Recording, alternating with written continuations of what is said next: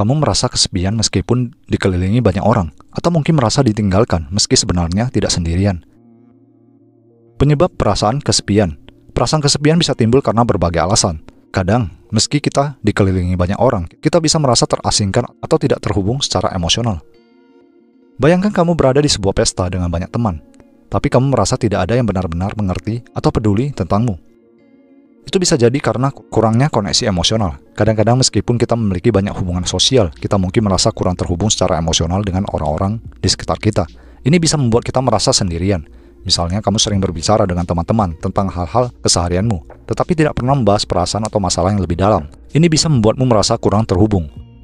Harapan yang tidak terpenuhi dari hubungan atau interaksi sosial bisa menyebabkan perasaan ditinggalkan. Ketika ekspektasi kita tidak sesuai dengan kenyataan, kita bisa merasa kecewa dan kesepian.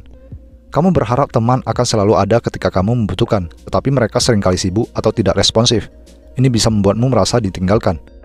Perubahan dalam kehidupan, perubahan besar dalam hidup seperti pindah ke kota baru, atau perubahan dalam hubungan dapat memicu perasaan kesepian. Perubahan ini seringkali membawa ketidakpastian dan penyesuaian yang mempengaruhi keseimbangan emosional kita. Ketika pindah ke kota baru untuk pekerjaan, kamu mungkin kehilangan kontak dengan teman-teman lama dan merasa kesepian karena belum membangun jaringan sosial yang baru. Pola pikir dan kebiasaan. Kadang-kadang pola pikir atau kebiasaan kita sendiri bisa memperburuk perasaan kesepian. Misalnya, jika kita sering membandingkan diri dengan orang lain atau merasa tidak layak, ini bisa memperkuat perasaan terasingkan.